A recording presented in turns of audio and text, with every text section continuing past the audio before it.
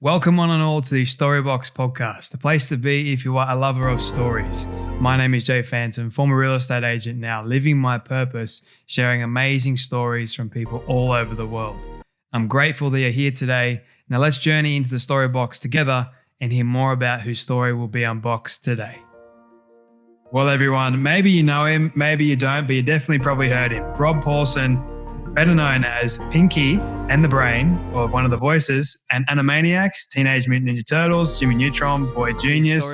Told you, most of you that are listening would have grown up with that, or you're watching him still to this day. And most of the other animated projects that Rob has been a part of and voiced over the years for nearly 3 decades, he's done over 2,000, yes, that is an astounding number, 2,000 half-hour programs and dozens of films, video games, and other animated media to his craft. Rob has been one of the most hardest working, most in-demand, and most beloved voice artists in the industry, earning so far a Daytime Emmy and a Peabody, 3-time winning the Annie Award for voice actors. But most importantly, he just won the biggest fight of his life, which is defeating throat cancer, which is quite admirable to hear. After a grueling year of aggressive treatments and a renewed passion for his craft, he's finding some of the new challenges and some old familiar faces there to guide him into the next phase of his career. Rob, I grew up with you. I heard you. I love Pinky and the Brain, Animaniacs, Jimmy Neutron, the whole bit, Teenage Mutant Ninja Turtles. I can't welcome you enough to the Storybox podcast, sir. Well, hello, Jay. All I got to do is go home now to the water tower because you said all those lovely things about me. And one more thing, Nerf. We're all done. And don't forget to finish your croissant. I don't know what the hell that's about. But what an auspicious, lovely, very kind, typically Aussie introduction. I've had the great good fortune of having a number of friends from Oz and been down there, I think 3 times at different events, and not Sydney yet, Melbourne, Perth, Adelaide. And honest to God, Jay, we really are kindred spirits. I know that, we have over the years, even before I was born, that the Australians and the Americans and the Canadians and others in the Commonwealth have been both trade, military partners, dear friends. And that is not hyperbole. I'm telling you, every time I go down there, I am treated by everyone, friend and stranger alike, with utter kindness. So it is my great pleasure, Jay. I'm thrilled to death. And by the way, your audience doesn't know this, but Jay has manipulated his schedule at least twice for me, and never once complained to my publicist or about, hey, man, who the hell does this guy think he is? And he would have a right to do that because everybody's got their schedules. But not once has your humble host, Jay, done anything but been accommodating, very kind. So you picked the right guy to listen to. And thanks, Jay. I'm happy to be here. I appreciate you saying that, man. My day has just been made by that comment. Seriously. Well, that didn't take much, did it? No. What a low bar. Oh, these voices are bringing me back to my childhood just listening to you. Isn't that the greatest? You can't see. By the way, is this podcast video as well? It is video as well. Okay, yeah. Okay, great. Look at Jay's cheeks. They're red. They're pink. Oh, look, they're pink like my name. But that happens, my friend, all the time. It happened today at Best Buy here in Thousand Oaks, California. My wife bought a new phone, and I was over there, and I had a Pinky mask on that a fan had made for me that's just stunning. And sure enough, hey, dude, excellent mask. I said, oh, thank you very much. Oh, it sounds just like Pinky. I said, well, so funny you should say that. And so what happens typically is exactly what happened to you. And it is the best part of this gig, Jay, that all I have to do is say, Narf, or hello, nurse, or hi, I'm Carl, or turtle power, whatever. And people get flushed. They immediately smile. There is no downside. Some people even get tearful because it connects on such a deep level And the kindness of people like you to chat with the folks who do what I do. It wasn't such a big part of being a voice guy 20 years ago. Now, because of the ubiquity of all these shows that we've done and the availability of them, and in our particular case of Animaniacs and Pinky and the Brain, with the king of Hollywood again, for God's sake, Mr. Spielberg, asked if you want to do it again. This is such a unique circumstance for me personally, but my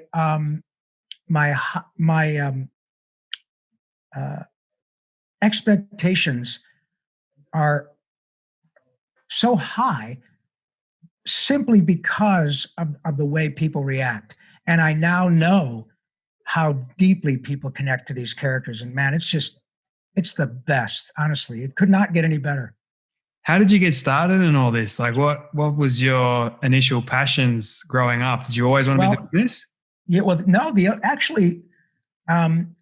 my first desire, if I had it when I was a kid, the only thing I wanted to be was a professional hockey player, ice hockey player for the Detroit Red Wings. I realized by the time I got to college that I had neither the talent, temperament, nor dental insurance to make a dime as a hockey player.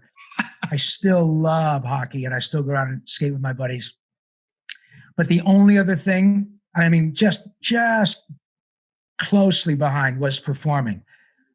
Voice characterizations and creating my own characters and singing in them, for sure, but not a desire to be a voice actor. I was a singer first. I learned to read music at a young age. And like most people my age, was inspired by Jonathan Winters, the Pythons, Peter Sellers, the usual suspects, Lucille Ball, Carol Burnett, etc., and Looney Tunes and Rocky and Bullwinkle. Flintstones, Johnny Quest were all really big deals to me growing up. Looney Tunes in particular, and Rocky and Bullwinkle, because they were very smart. I didn't realize how smart they were, of course, until I got older, because my father, not my mom so much, but my dad used to love to watch Looney Tunes and Rocky and Bullwinkle. And just like folks who watched Animaniacs and Pinky and the Brain with their parents, when they were 8, 10, 12 years old, and mom and dad are laughing like crazy, and the music, United States, Canada, Mexico, it's incredible. Now, people your age watch Animaniacs 20 years later, and they're still relevant, and they're still funny, and that was utterly by design. So that was certainly part of my training, quote unquote, because it was just there. But I moved to LA in 1978, 42 years ago, ostensibly to do live action and music, and that's what I was doing. However, in the mid 80s, 84, 85, I was called by my agent, who knew that I was a singer and knew that I did a lot of improv, and in addition to on-camera commercials and TV shows that I was doing back then, said, "Hey, have you ever thought of doing animation?" I said, "Of course, but there are a handful of people that do it all." Well, they're auditioning for a couple of new series over at Marvel, and they turned out to be G.I. Joe and Transformers. So I auditioned. I got jobs on both of them. And immediately, Jay, I called my agent and said, "Oh my God, this is the gig." When you're a non-celebrity talent, younger actor, and even older actors, you are subject to being typed by your visage. It's the way it goes. It's not good or bad. It makes sense. If you're an Aboriginal young man, and the story is that your parents are both Aboriginal, I'm not going to get the call. If the story is you're adopted by a Caucasian American, then me and a bunch of other actors would fit. Same when I'm a kid. Okay. So my agent said, "Wow, did you like it?" I said, "Oh, I loved it," because I was surrounded by not only people who were really talented, but people whom I recognized from episodic television growing up, because they all wanted to work. So Jonathan Winters, for instance, was Grandpa Smurf. And a lot of people from the Bob Newhart show, all the shows you would have probably watched from American television.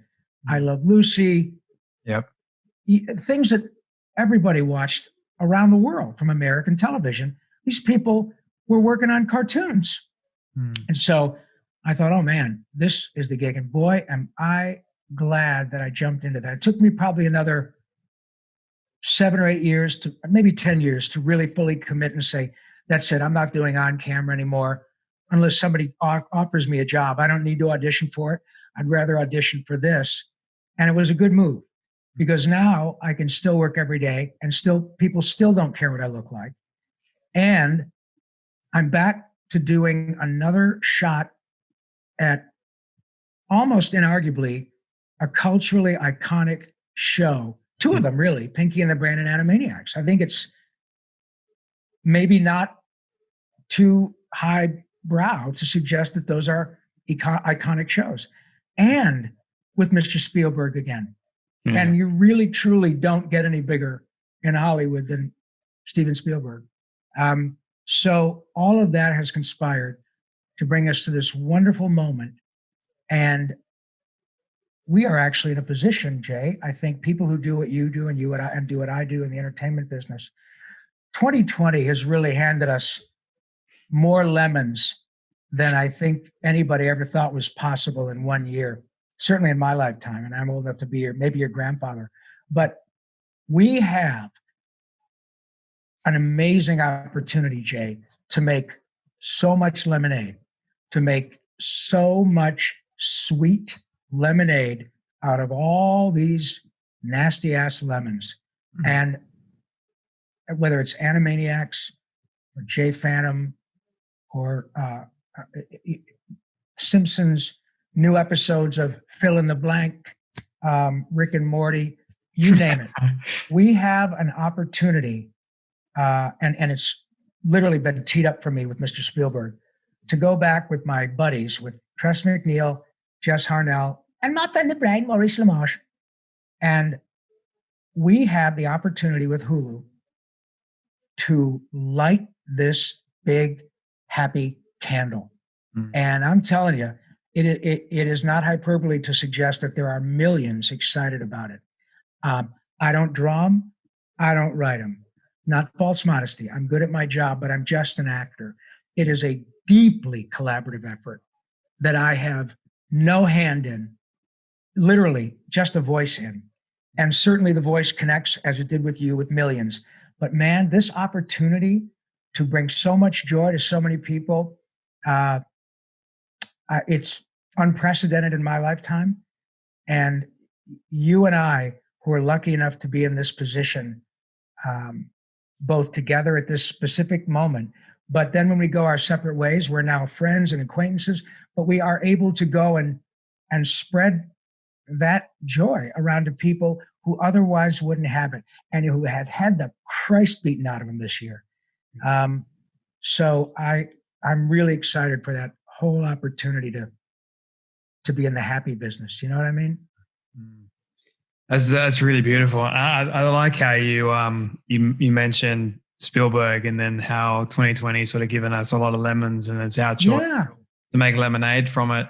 Because when I was growing up, when I was 8 years old, I remember seeing Indiana Jones and then Pinky and the Brain.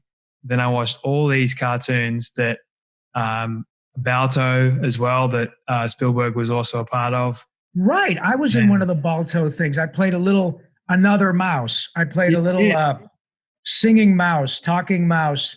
I forgot his name, but I've been several mice. I was Pinky, that little critter, and then on one of the Cinderella. Yes, you were Cinderella too, right? Yeah, I was Jacques. Jacques, yes. Yeah, how about that? Something about me and mice. I don't know what it is, Cinderella, but it's still me. Look at his face. Look at your face. Isn't that something? You can't help it. No. And I'm the same way. Honest to God, Jay, I cannot get enough of it because it's almost chemical. You cannot help but be joyful. It's fantastic. I keep getting like these flashbacks of when I was sitting in my grandparents' living room watching Pinky and the Brain, drinking pub squash and eating all this junk food. The best times. I kid Isn't you it great?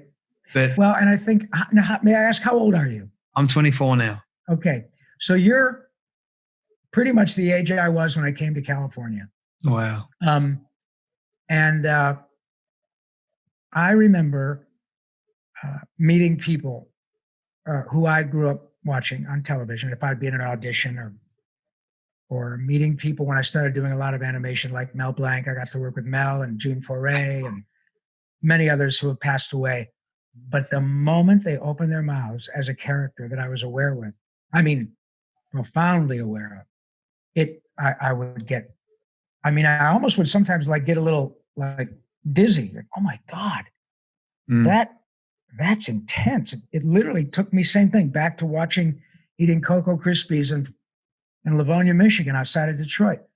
And now to be in a position to understand what it's like from the other side, wow, it's wonderful from both sides. I'm so glad that you get such a kick out of it, because it is, I think the only person who might get a bigger kick out of it is me. It's great. Honestly, man, like I'm thrilled to be speaking to you today. Like I can't get a smile off my face. Good. I remember when I was 8 years old, this is probably just going to be a nostalgic talk, but I don't care. No problem. It's great. When I was 8 years old, wanting to go into movies, like make my own movies, and Spielberg was actually my idol, my hero. Like when it came to story, you know, I was just like, I have to like be like him, that sort of thing. So everything that he ever made, or everything that he had his hand on, I would absorb it.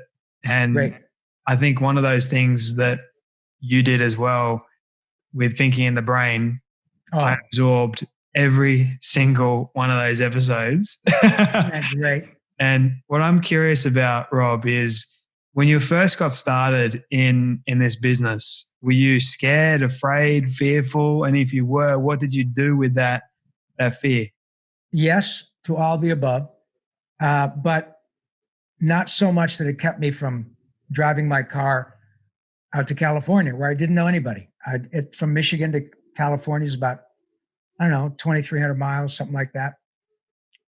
Took me a week to get out here. I enjoyed the ride. But yeah, I was a little bit frightening, a little bit scary, whatever. But I was 22 and I had already been on the road doing live music and theater for 3 years. So relative to my age, I had had quite a bit of experience. And I was, in my book, I referenced the moment where I knew it was time for me to go to the big boy or big girl pool, you know, sandbox. That I was in a very successful cover band in Michigan. And we were on a circuit of nightclubs and bars in Michigan. A really good band. I was just a singer, but the players, I mean, outstanding players. They still work. And I remember we had a place, you know, you develop folks who really like your band. And when you come back to their town, they, hey, Rob, how you doing? Thanks for coming back. Play that, you know. And that we had a young fella who, bless his heart, was probably an alcoholic, but he really liked our band. And I remember one night, this was when I'd been with the band a year and a half, and I was really starting to wrestle with, I love these guys. And I dropped a lot of hints about, let's go to LA. Let's, you know, come on. And one of them was married. One of them had a girlfriend. You know, the other guys were like, it's Flint, Michigan to California. We don't know anybody. So what? Come on. Everybody else does it, you know. And it was clear that I was the only one of that mindset. It wasn't right or wrong. It was just me. And I was wrestling with how to undo this wonderful band, and it would break their hearts. And it did, because we were friends. You know, we were 22 and having a blast. But one night, the gentleman I referenced earlier, who was predisposed to drinking a lot of Heinekens, we got done with the song, and I said, thanks very much. We're going to take a break. We'll be right back. His name was Mickey. And Mickey came up, and he was pretty pretty dusted. Hey, Rob, I got to tell you, you're the best band in Flint. And it was, I swear to God, Jay, I don't know if you've had many yet because you're still pretty young, but it was the first, maybe the second epiphany I'd ever had in my life, where it was a big light bulb. And it was like, the little angel on your shoulder who said, he's right. And what does that mean? It means this is it. This is as far as you go here. So you've been wrestling with this. You've been deciding. And I'm not necessarily a big metaphysical guy, but I remember that conversation like it was a couple of months ago, and it was 43 years ago. Yeah. I remember the guy. I remember the bar. I remember him precisely saying, you're the best band in Flint. And that immediately triggered, this is as good as it gets for you here, Junior. So you're scared, you're nervous, you're apprehensive. You don't want to hurt your friends. What do? So I did all of the above. I hurt my friends. They, of course, forgave me because they knew I wasn't joining another band. It wasn't going to work. They got another singer. They were fine. But at that point, as I said, I wasn't a newbie. I'd been on the road for a year and a half with a theater company, doing theater every day and doing live music for another year and a half after that. So I was prepared for a 22-year-old relative to my age. So the Jones to do the gig, the excitement that I feel when I'm on stage or performing and it works was more powerful than the apprehension, than the, oh my God, what if you're broke? Well, I'll get a job. I'd never, still to this day, never taken unemployment insurance. I've always been pretty self-sufficient. My parents instilled a deep personal responsibility ethic in me and my siblings. So I've been broke before. I got through it. You don't know anybody. Well, so what? I'll meet people. I mean, God, I'm an actor, for God's sake. I'm a singer. I stand on stage and talk to people extemporaneously. I'll meet somebody. I'll meet people like me. There are a shit ton of actors in LA. Yeah. Okay, well, that's down. What if it takes you a long time to get an agent? Well, then it does. I don't have a plan B, but that was the time to do it. I'm not married, no children. All I have that I'm responsible for literally is my own food and a car payment. That was it. And finding a place to stay. So when I got here, it took me about a year to get an agent. I'm a pretty handy guy. So I was able to have the lovely lady who rented me my first apartment, Betty Peterson. I lied on my application. I'm sure she knew it. But you meet very kind people along the way. And I'll never forget Mickey in the bar. I'll never forget Betty and Leonard Peterson at the Esplanade Village Apartments in Redondo Beach, who said, yeah, I'll rent it to you. And I finally was able to work out a deal with Betty and Leonard, the managers of this giant complex. I'm handy. I can repair plumbing stuff, fix locks and doors and, minor electrical things and toilets. And I'm a really good apartment cleaner. And so I was able to clean apartments and repair them and get them ready for new people when they were, renting, and clean all the old junk out in exchange for rent. So I didn't have to wait tables. I could work on my own schedule. Was it pleasant? Well, no, but that's not what I went there to do. I mean, I didn't expect it to be a snap, but it's better than having to worry about quitting your waiter job because you get a call back on something. And the manager says, hey, Jay, if you don't show up tonight, dude, you're done. And you're used to making $100 a night in tips. And you got to go, shit. It's a third callback for who's cooking the soup. I'm the second lead. If I get this, I might be set. Sorry, boss, I got to go. Great, you're fired. Okay. I didn't get it. I didn't get who's cooking the soup. Now you're back to looking for a job, and actors do it all the time. Got to make a choice. So I didn't have to worry about that. So relative to that, I'd already had pretty good fortune. And I never missed the opportunity, and still don't, to recognize how fortunate I am, irrespective of what it would appear to others. Good fortune and success is relative, obviously, and it's defined by virtually all of us differently. But the fact that I was able to pay my rent, had the freedom to go on auditions as I choose, lived by the ocean, I could afford it. I thought, holy shit, you're doing okay. Well, have I seen on your TV yet? No, but I know I can come to LA without knowing anybody and have a place to live and eat and work. And if nothing else, I'm able to survive on my own in Los Angeles. Hey, man, that's a big deal.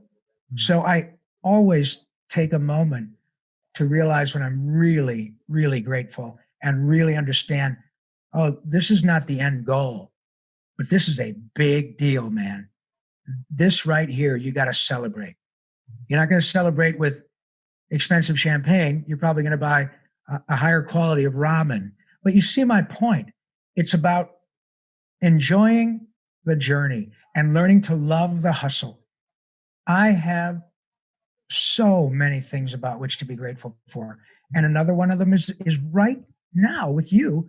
And it only happened as a result of all these cool things that have happened to me decades before you were born. Yeah. Fascinating.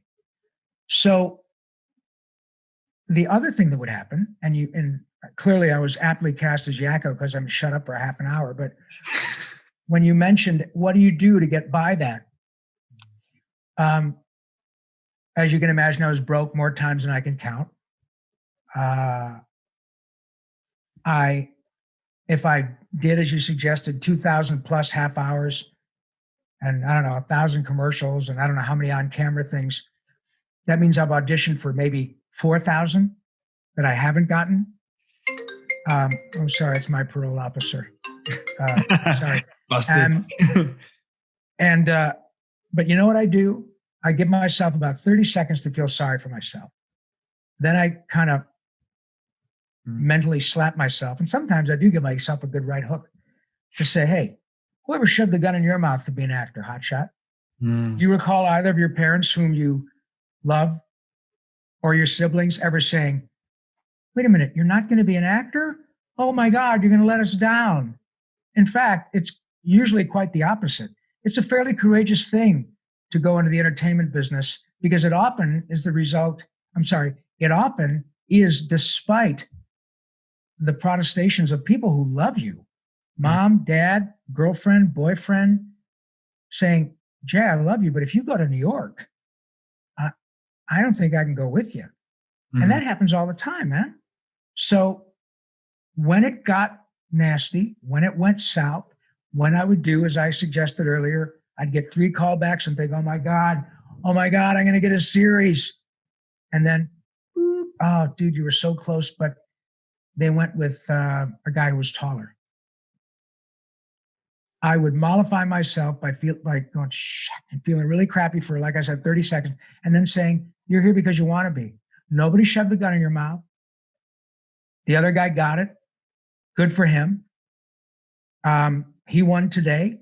You'll win down the road, or you won't. And if you're going to get bent out of shape, and the 3rd or 4th time this happens in a row, you feel like you can't do it anymore, and go home, or change your line of work. All of which are fine. People do it all the time. I have many friends who have gotten to their 50s and said, I've had enough. I get it. Not a problem. I am not one of them, and I'm a profoundly lucky fellow, but I'm lucky because I put myself in a place to get lucky.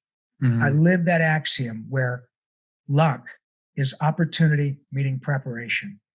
Had I not listened to my little drunk friend, Mickey, and not said, that dude's right.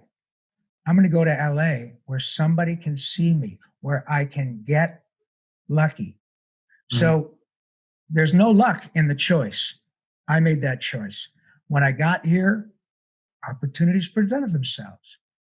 And then after all those performances I'd done before I got here, I was prepared. And bingo, I got lucky. So gambling is lucky. When you make a career choice, that is not to say that I've done this on my own. I haven't. But when you make a career choice and you put yourself in a position where you've got to sink or swim, or you might actually get lucky. I'll talk about my profession because I'm expert in it. You might get a shot that gives you a golden opportunity. If you don't make the most of it, or if you are out of your comfort zone and it doesn't work, you're not going to have a career. So I always run the risk of being self-aggrandizing, but my career is not lucky. I worked really hard to be in the position. It's a privilege to be in the position I find myself in, speaking with you right now. And I've worked really hard for this privilege. I think the luck I had was being born into a family who loved me, who gave me the confidence that I could do it, even though they weren't thrilled about it, that I at 22 could say, I got to give this a shot. That was where I really got lucky. Parents who loved me, siblings who loved me, a feeling of personal responsibility, and the feeling that American ethos, Australian ethos too, of that you know what, you go out there and make your own luck. And that's what I've done. That's what Billy West has done. That's what Nancy Cartwright's done. That's what Tress MacNeille has done. That's what Frank Welker has done. Jim Cummings, all of us who are lucky enough to do this gig. When I say lucky, you see my point. Some of us are 40s, 50s, 60s, 70s. Alan Oppenheimer, the voice of Skeletor, is 90. What? And all of us are still working. The first ones may be lucky, maybe the second one. 30, 40 years later, it's not luck. So I really appreciate you asking me that, because those are really valid questions for young actors who might be thinking, I'm going to go to Sydney. And maybe I'll get a shot and go to Toronto. I don't have a problem with visas going to Vancouver or Toronto. It's a lot of work, animation, on camera, theater in Vancouver and Toronto. Then while I'm there, well, shit, other Australian actors and actresses are in Hollywood all the time. Maybe I can get there via Toronto. I can do this. So it really is helpful for people to know from a guy like me. I'm not the characters are famous. And I understand the distinction. So information from me is really helpful to young performers, because I'm a journeyman actor. I have a nice house, a couple nice cars, but I'm a normal guy. Flat screen TV. I like sports, put braces on my kids' teeth, buy dog food and toilet paper. I just do it with money earned from Talking like Yakko. But I'm not a movie star. I don't live in rarefied air. I don't have 18 cars with a home in the south of France and a private jet. I'm just like a guy who's a doctor or a lawyer or owns his own business. I'm a hardworking, upper middle class guy. But that's it. So the information that I can give young actors is utterly authentic from a guy who came from Flint, Michigan, and knew nobody. And so that's why those questions are not only appreciated from my point of view, but they require this long rambling answer, because there's a lot of information I want to be able to give folks if that's what they're interested in hearing before I leave. I could can hear you continue just talking and. Good. I'm so glad, because I don't want people to go, Jay, I love you, but I had to turn the goddamn thing off because that idiot wouldn't shut up. I don't think that's ever going to happen. I'm afraid I talk too much. But some of the things that you said there were quite fascinating to me. There's a lot to unbox. But one of the things, it's amazing. I believe in blessings. I believe that I am blessed to be able to do what I'm doing today and speak. Amen. Because last year 2020 has actually been a better year for me than last year. Good. Like last year I had the worst You're the one. year. Exactly. Like I was broke last year coming out of my career in real estate. And then I didn't actually want to progress with this. It's a funny thing how life works. And then I was actually in an interview, and it's kind of like your moment with your friend Mickey. I was sitting across from a CEO of a top company, and I could have been earning hundreds of thousands of dollars by now. And he said to me, Jay, why do you want to work here? And immediately I responded with, I want to help people. And I didn't know what that really meant at that time. All I knew was, okay, I want to help people get a job. Okay. Yeah. Then I went home on the train, thought about it a little bit more, and I'm like, hang on a minute, there's got to be something more to that.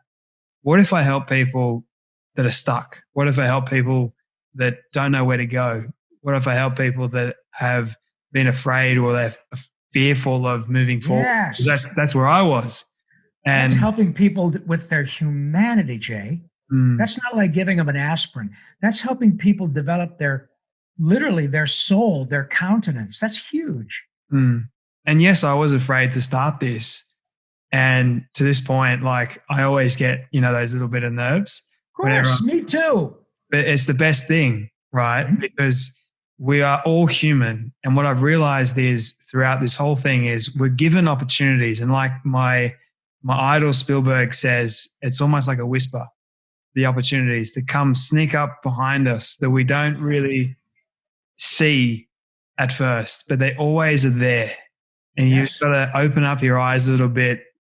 And if you take a wrong one, it's okay. There's no such thing as failure. It's only learning. If you exactly right. You do fail, you learn humility. You're a very humble individual, Rob, and I've really appreciated like your story so far. I've got so many more questions for you. This one, it may be a hard one to answer, but we'll see how we go. Mm-hmm. What would you say has been the worst piece of advice you've ever received from someone? Oh my goodness. The worst piece of advice. Jay, you kind of got me stumped because I probably forgot it. You and a lot of other people, don't worry. No, I probably forgot it on purpose because I've had so much good advice, but I think honestly, probably the worst piece of advice, and clearly I didn't take it, was my father, whom I miss about every 4 weeks. I miss my mom every day, but my dad would laugh at that. But I was going to college. I was in the University of Michigan, oldest in my family. So, you're the role model. I was enrolled for a year. I attended for an hour because I was always working on music or, going out to lunch with somebody and skipping school and writing something that I thought was funny. So much so that when I came home, I remember after my first year, I said, look, you guys, mom and dad, I'm wasting your money and my time. It's time for me to go to LA. It's time for me to go on the road. That's when I joined the theater company. And I came back and did music and then ultimately moved to LA. But that was after a year of college. And I said, I'm going on the road with this theater company. And my father was understandably very upset. Mm-hmm. And he said, well, that money that follows you to Ann Arbor to pay for college doesn't go with you. But you're old enough to be drafted. We don't have a draft anymore, but you're old enough to go to war. You're old enough to vote. You're old enough to make your own decisions. I completely disagree with you, and I think you're making a big mistake. My advice, son, is that you're obviously not an idiot. You're a smart guy. You just have to focus on school, get your degree, then try LA and show business. And if it doesn't work, you can fall back on your degree. Obvious, typical information that everybody would take. And I would give the same information to my child, unless he or she showed an almost desperate desire to do what I do, or work on cars, or be a floral arranger, or host your own show, chat show, to where you eat, sleep, and breathe it. And then you're starting to get pretty good. Like if you're a professional hockey player at 12 or 13 years old, you get people coming from around the state to watch your little boy or girl playing hockey. Then you go, wow, this kid is really good. That's different. And that's kind of how I was with performing. And so had I listened to my father, I don't know for sure that I would have been here in this, that it would have not worked out for me, but I would have lost 3 years of practical experience, which served me so well when I moved out here at the age that I would have been had I finished college. So for me, and for the desperate joy of doing what I do, although it wasn't necessarily animation, I made the right choice, because even though I knew it was going to upset my parents, even though I knew it was going to break their hearts, I knew that that there was something, like you said, something literally in my soul that said, you have to do this, man. This is not, it's not about you being better than anybody or you're the best in your class, whatever. This is about your soul talking to you, and you have to listen to it. At least for now. See what happens. Nothing ventured, right? So that's what I did. That was the worst piece of advice. My dad saying, here's what you got to do. Then go to California. I didn't take it. And my father said to me on more than a dozen occasions out here, boy, I bet you're glad you didn't listen to me. Man, you sure proved me wrong. I don't think that was really a big motivator. I'll show you, Dad. It might have been, I don't recall. I recall being very excited and proud to tell them that I'm in the Screen Actors Guild and I'm starting to work. I bought a house, But that was probably the worst advice I've ever had. And, but both parties knew it, and it was fine. It was not a bone of contention at all. Once I made the move, and I told my dad, I understand what he's telling me, that I'm on my own. Fine. He didn't hold it against me. He didn't say, when are you going to give that shit up? Not at all. Not at all. It was about, well, you made your decision and I'm going to support you. I'm not going to send you $100 every day. You got to make your own money. I got 3 other kids that want to go to college. I love you. You'll always have a place here. You've made your choice. If you change your mind, call me. But right now, that's what you want to do. Good for you. Whether or not I agree with you is immaterial. You've made your choice. And so, fair enough. It worked out. Sounds like it really did. I'm glad you didn't take his advice. Both of us, yeah. Yeah. So I'm curious about your voices now, and I'm pretty sure everybody else is. So when you go about creating a new character's voice, what's your process like? Like what sort of things do you do? Well, voice acting is small V, large A. It's about acting.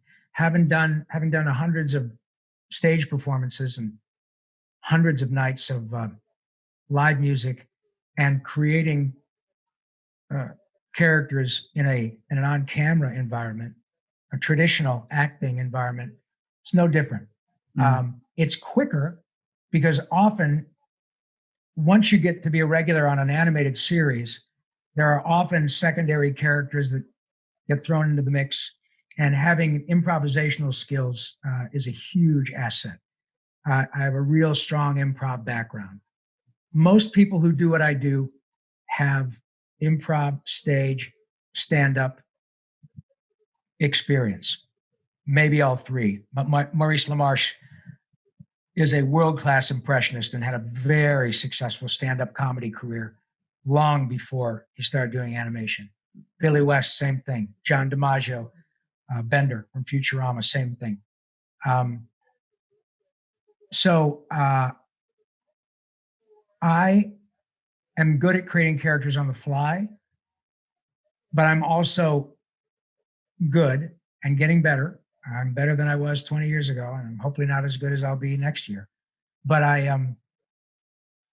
the process by which I come up with characters is fueled by obviously the script, the ways that the other characters interact with the character that I'm creating, any background information I can get from the folks who create the story. And once the show gets going, it kind of morphs anyway. The voice usually comes out of a place of how the character is developed. Certainly, the people who write and produce shows and create them have ideas about what they hear. Sometimes it's based on a celebrity voice, or can you here's this voice I'm playing for you. Not that, but something kind of similar. So that comes into play, and it's a very collaborative effort. When it's a spur of the moment thing, I did a show called Ben 10 for Cartoon Network, and Love this show. Thank you. I played a couple of characters. I wasn't Yuri Lowenthal. My buddy Yuri was Ben, and Tara Strong was in it too, and Greg Sipes was Kevin, who played Michelangelo on Turtles with me on the second go around. And he's Beast Boy on Teen Titans. But I was doing a character called Patelidae, Magister. Oh, no. I was doing a character called Ditto. Yeah. It sounds a lot like Yakko. And I told him, don't tell anybody, but it sounds like Yakko. Yep. Doesn't matter. And during one of the episodes, one of the producers said, "Hey, Rob, we've got this character, blah, blah, blah.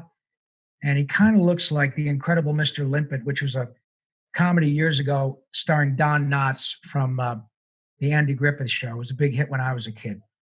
And we wanted this character to sound a little bit like this character Don did called Barney Fife. And can you do Barney Fife? I said, "Well, I think I can do him a little bit. I'll give him a shot." And I did it, and they were laughing. "Oh, that's pretty good." Now it was on the spur of the moment. They said, "Oh, that's great." I said, "But let me tell you, my buddy Jeff Bennett, who is Johnny Bravo and just stupid gifted man, and so nice, just so sweet. I mean, but really freaking talented." I said, "If you want a spot on Barney Fife, call Jeff Bennett. I mean, I'm already on the show, but call Jeff, because he's channels Don Knotts, really good." And they said, "You know what? We hear what you did, and we kind of like the flavor, but we kind of prefer it not being spot on." So I got another character on the spur of the moment that, when I wouldn't ordinarily have been on the show, I now was, because I had auditioned on the spot. My point about it is that those opportunities present themselves, and I've seen actors who immediately go, "Oh shit, I don't know. I don't think I can do that." And the producers will say, "Well, give it a shot." "I don't know.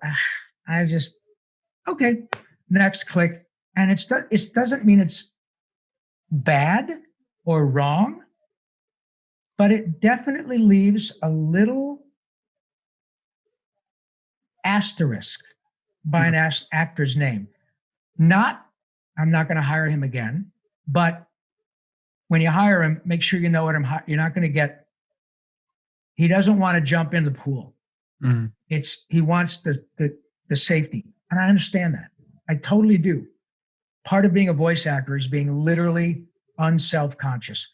You do not concern yourself with how tall you are, what color your skin is, whether you've even got eyeballs or a head. We're talking about characters that are literally animated and thus far have not had voices.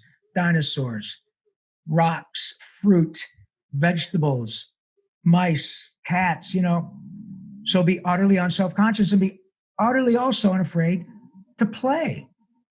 And I've had, half a dozen really great gigs. I think I got 12 episodes out of that character on Ben 10 because I wasn't afraid to jump in. And I would have absolutely been happy with them hiring Jeff because he's better at it than me if they wanted a spot on impression. But once I was free to play and to say, sure, I'll give it a shot, it turns out they wanted what I had to offer more than what they thought they wanted. And if I had not been willing to play, right? So the lesson is that happens to all of us, like it did with you in that interview. And you're a very precocious young man. You really are a bright fellow. Thank you. Because a lot of people don't learn those lessons at 24. And those are lessons that will serve you and your listeners for the rest of your life. I'm probably 20 years, maybe 25 years away from not being able to work. Because as long as I can work and think, I'm good. But opportunities present themselves all the time. And it is absolutely, I believe, a huge lesson to be able to be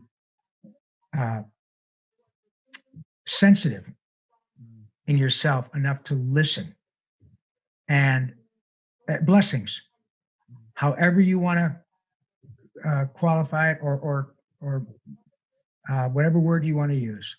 Yeah. I have been, by any measure, blessed. I would say the same thing where a Hindu, a Jew, a Christian, a Wiccan, an atheist. Right. It is a blessing, of course. I'm paid to do essentially what got me in trouble in high school, and they pay me really well. And now I'm talking to Jay Phantom. Life is pretty goddamn good. But all of us have those times. My father had them. My father had what was, to my siblings and my mother and I, all this glorious opportunity. And he chose to stay where he was. And he often remarked later about, God, that was my pitch. I should have swung at it. But he didn't. It worked out fine for everybody. He chose the bird in the hand. There was a significant risk, but the rewards were beyond what he ever would have expected. And that's kind of what I did. I just was able to do it without having children. So I understand why my dad made the choice he did. Because he already knew he was able to take care of his 4 kids and his wife. So if it didn't work out, he would have let us down, even though we would have understood that the risk was worth it. But he chose to stay where he was. He kind of regretted it, but I don't know that I would have done anything different.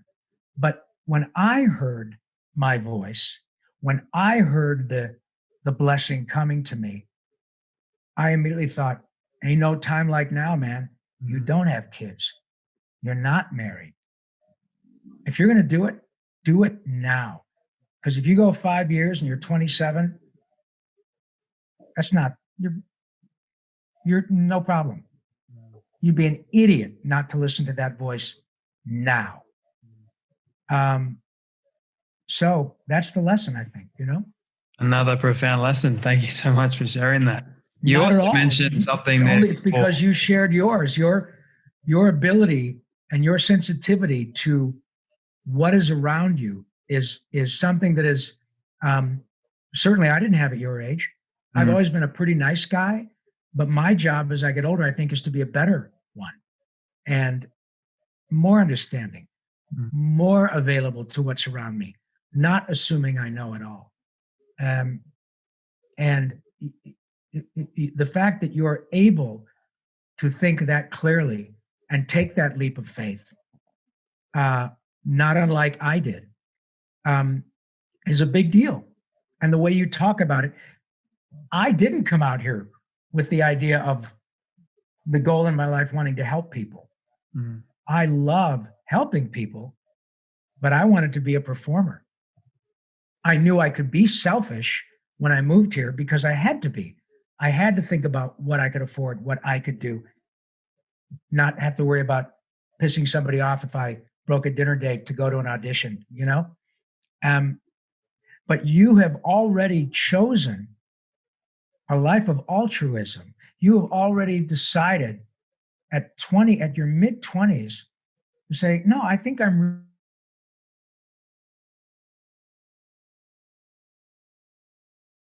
become a minister. Some people would become a rabbi. Some would become a doctor. Some would become a vet. Some would become a therapist. And you have chosen a medium in which you find yourself comfortable. And from the get-go, your goal is to help people. So you're already way ahead of the game, and your listeners have somebody whom they can relate to age-wise, vibe-wise, culturally. But because of the way you are, you're able to have a thoughtful, cogent conversation with somebody who's 40 years older than you. That's a rare thing, Jay. And it's not blowing smoke. It's a unique circumstance. I talk to young people all the time, and I love it. But most of them are not driven by a desire to serve as you are. I am now, because I was given, the cancer diagnosis. So I have a great opportunity to help.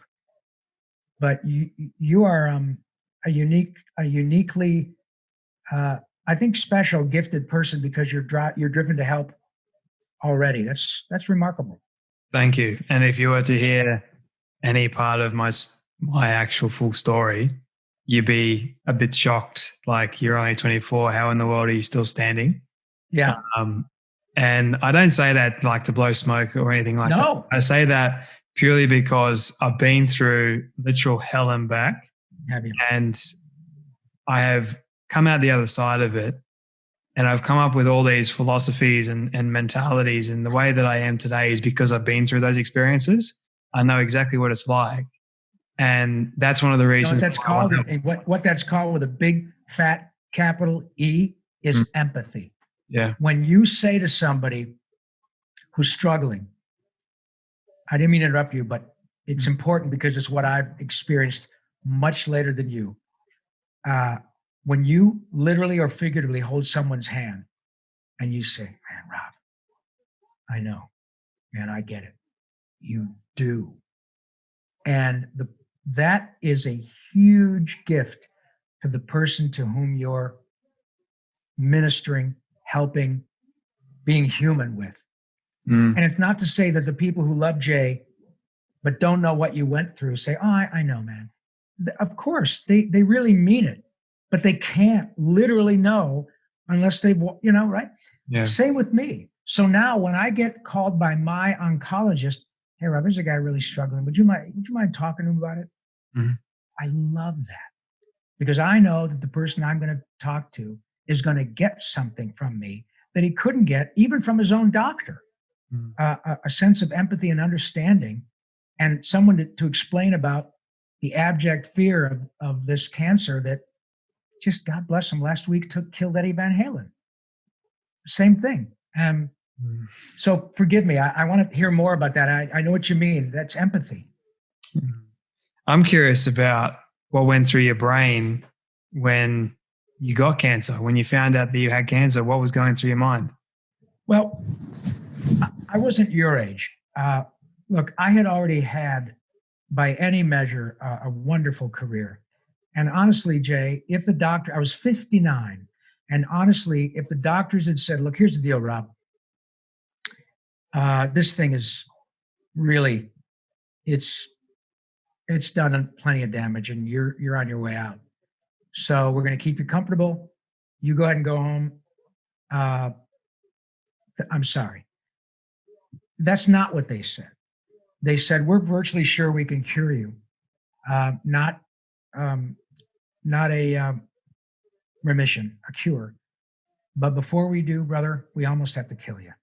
The protocol, the radiation and chemo for mouth, head, obviously, it's brutal, but it works.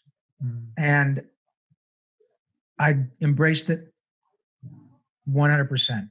And I have to say that never once did my wife, my son, who was grown at the time, and I, never did any of us say, throat cancer? Could you not get foot cancer or hair cancer? Come on. And it was literally a month after I'd learned that Steven Spielberg was contemplating doing Animaniacs again. And the doctor said, we can save your life, not so sure about your characters, but Mm. it's kind of our job, to save you. And then it's up to you to do it. So there was a lot.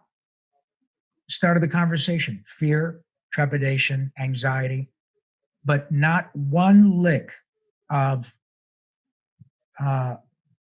self-pity, not for a moment, precisely because I'd already had a great life and I'd had hundreds, Jay, of opportunities, both in person and on the phone and via recording, to speak with children and their parents who were going through impossible circumstances that I never had to go through with my sweet boy, who's now 36. Mm. At the very moment that I was getting my phone call that I did have cancer, it was stage 3. It had already spread to my lymph nodes and my neck from my throat. At that very moment, someone in LA or Sydney or Detroit or Dusseldorf was getting the same call about their 5-year-old or their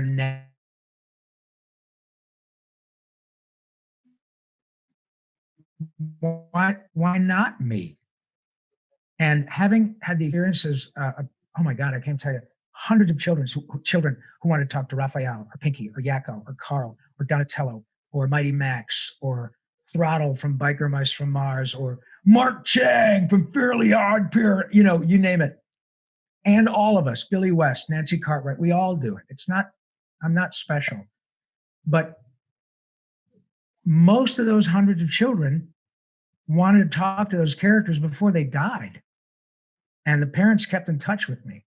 And once they found out what I was going through, the outpouring of love and support, we didn't put it on any social media. I didn't tell anybody until I was done because I didn't need their pity. Everybody's got their shit. Mm. But then once people found out in droves from decades before, hey, Rob, here's a picture of you speaking to Jordy before he died of cystic fibrosis, but we will never forget what it meant that he got to talk to Yakko. Or here's my little girl. We lost her 15 years ago, but you sang The Nations of the World for her once at a hospital visit. Well, of course I did. Shame on me if I wouldn't. Of course I did. And again, we all do. But I'm the one with throat cancer. So they reminded me that I had all that incredibly powerful joy right here in my cabeza. All I had to do was call up Yakko, Pinky, or whatever, and make fun of myself. I can figure that out. And to me, I didn't know it at the time, and I sure as hell didn't know it when I was in, more pain than I ever thought I could handle in my lifetime. But nothing happened to me that they didn't tell me would happen. It's just like you said earlier, you don't really get it until it's there. And you go, oh, this is what they're talking about. Okay. So next time I have a headache, I got a real barometer about what real pain is now. So I've learned something. I've actually had a blessing. Here we go again. And for me, it turns out that cancer was not a silver lining, Jay. It was a platinum lining. Because now I'm in my 2nd year of being the spokesperson for the Head and Neck Cancer Alliance. I do roundtable discussions with physicians, cancer researchers, and mostly parents and children about my cancer experience. I would not have been able to do this with the same authenticity that you do because of your survival experience had I not gone through it. If the choice had been given me, would I have chosen to go through it? No, probably not. But there really was no choice. The choice was you'll live a few more years, but you're not going to like the way you go out because we're going to have to start cutting chunks of your, mouth out. Mm. Or you are miserable for a year. No, I take that back. Miserable for a few months, a year to recover. And then you're done. Okay. So that I didn't have a choice, but you know what? Man, talk about a platinum lining. And then here I am with my friend Jay, and you give me a chance to talk about it again. We don't know who's listening and who's watching, Jay, we don't know that 20 years from now, I may be dust by then, but somebody comes up to you at an event and says, Jay, remember that guy you talked to, Ron Pullman, the cartoon? I don't even remember the guy's name. Yeah, I remember. Well, you guys, blah, blah, blah. And you will never know how much it meant to me that you spoke to Rob about his cancer experience. My dad had throat cancer. And as a result of that chat, I did some research and I found out some things that I could do to help my dad recover, or the type of throat cancer. Rob represented the Head and Neck Cancer Alliance. By the way, that's headandneck.org, and it's great information. So this young man or woman may say, I went to headandneck.org, and I'll be damned, I found information to help my father, and he's going to celebrate his 85th birthday. That is the gift. That is the gift that you and I, and the blessings that we've been given, because we are literally experienced, empathic mouthpieces to share information that, well, at the very least, edify people, entertain them, and at the most, might even say, how much better does it get walking through your life, my friend? Not very much. Mm. It's pretty cool. You definitely said it. Rob, I could speak to you for ages, but I need to ask you one final question, if you don't mind. If you can still hear me. Please.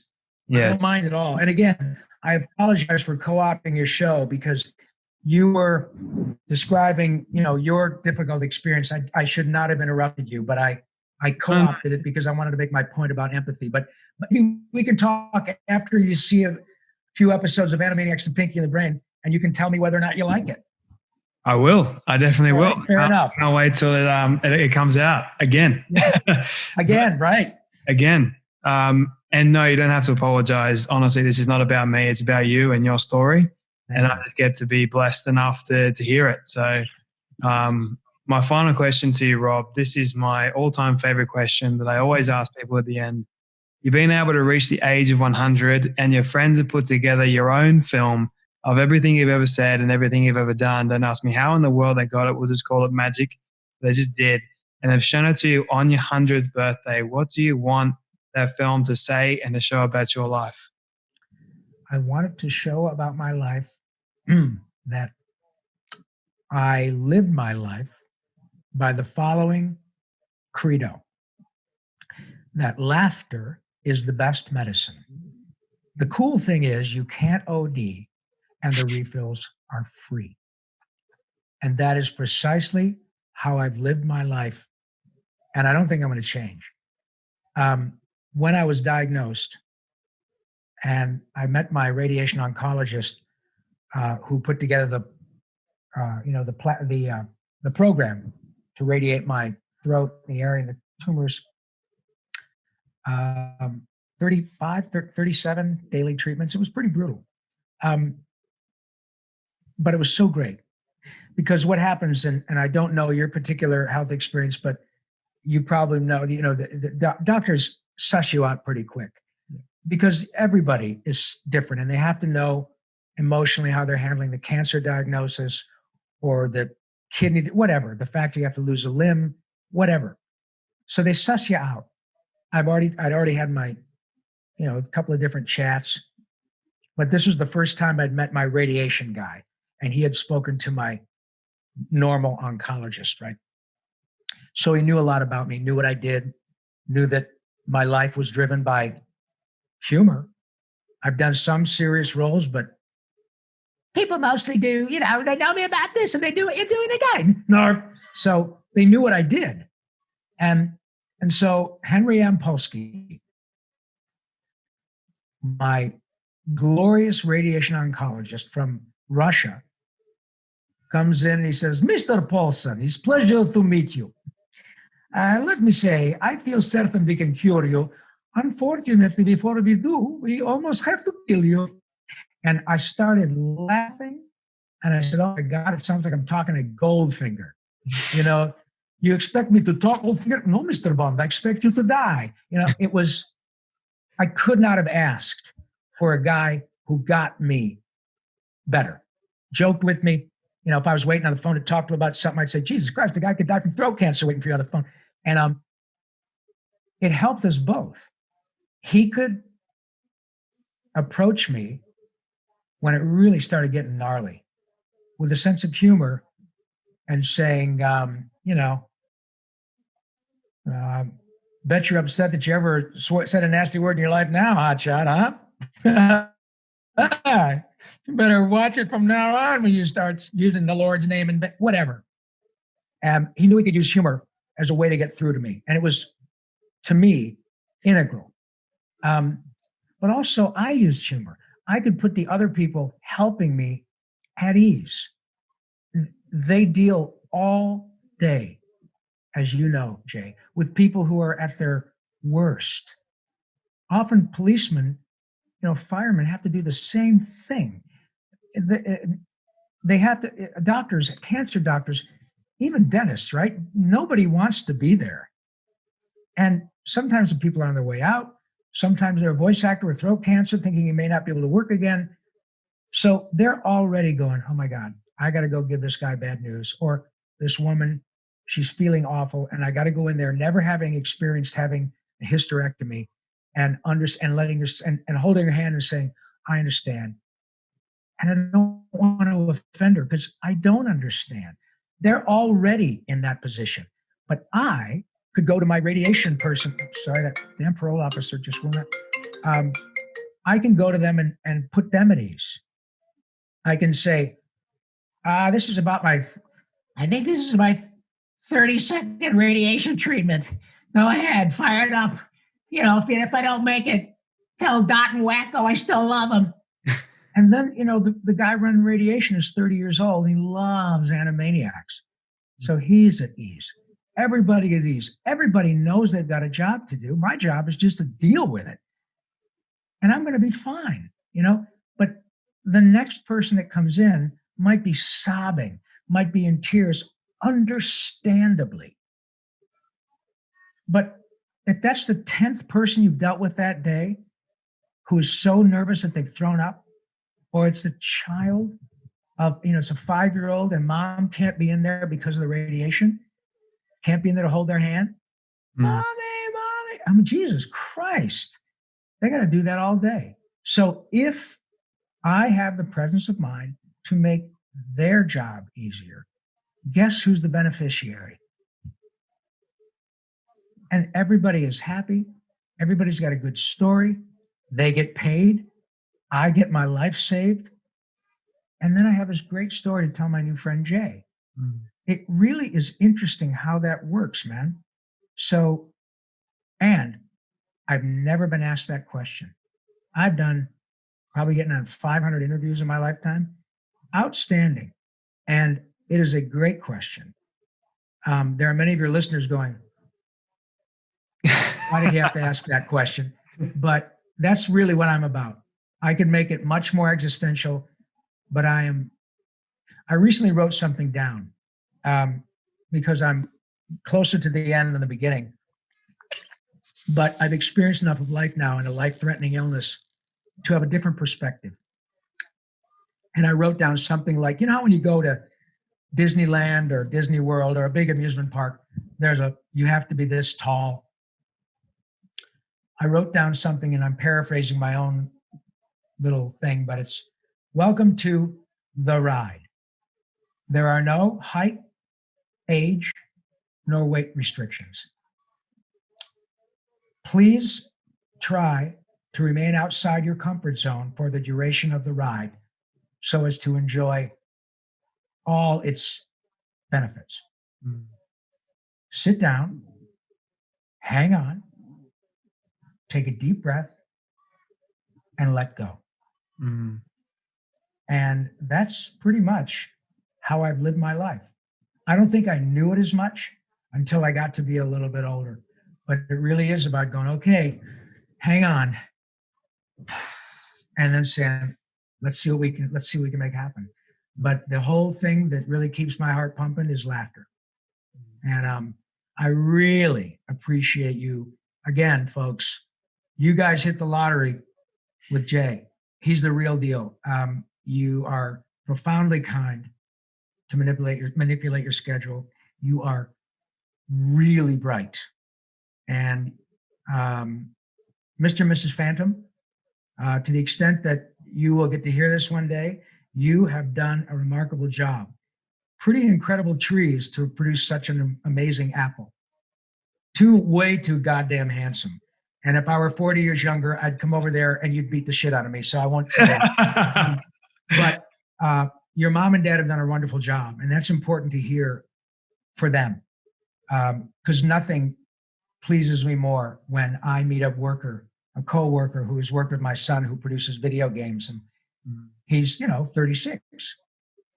And Jesus, I worked with your son, Ash. Man, what a great kid. That's the best. So your fans are lucky. Your mom and dad killed it. You're fortunate, and so am I. So let's just see if we can continue this and make a pile of lemonade to see 2020 to its conclusion. Rob, you've been an absolute gem. Thank you so much for your words of wisdom, your story, everything that you are, everything that you have done in the world. Thank you so much for bringing the joy, the laughter. You put a major smile on my face and Good. whole conversation. I'm going to go from this and continue to smile for the rest of the day and see if I can bring joy to someone else's life. And Well, I think that that's pretty much a given. I have a feeling just for opening the door for some sweet old guy like me, already you're going to make them joyful. Thank you, Jay. It was absolutely my pleasure. I've worked really hard, as I said, for this privilege, and that's what it is. And I look forward to speaking with you again. We're definitely going to do it again. Yes. When I come down under, I'll come to Sydney. I really want to come to Sydney because Randy Rogel, who wrote United States, Canada, Mexico, Panama, and it's a great big universe, and we're all really puny. We're just tiny little specks about the size of Mickey Rooney, right? all those Animaniacs songs. Randy and I have a great deal with Warner Brothers Animation by which we're able to go to perform the music of Animaniacs live with orchestras around the country and around the world. So we've already done, 30 of them, 25 of them around the country. And we had a bunch of them that were kiboshed for obvious reasons. Yep. But we've already been in contact with the folks at the Sydney Symphony and the Sydney Opera House. Because this music is utterly iconic, irrespective of where it's played. We've got a ton of fans in Australia. And I've been there to half a dozen cons, and everybody knows my work. So I have no doubt that we could get a great audience for Randy and me and the Sydney Symphonic Orchestra. We'd have a ball. So trust me, if that happens, you're in. And, yes. And in any case, if I get to Sydney, I'm going to come over there and learn to speak properly. I'm sure that you can help me out. Well, I can give you a hand there, mate. It's my pleasure. You take care of yourself, my friend, and to your audience, thank you very much for paying attention and for giving me the glorious opportunity of making you smile for the last 150 years. And don't forget to finish your croissant.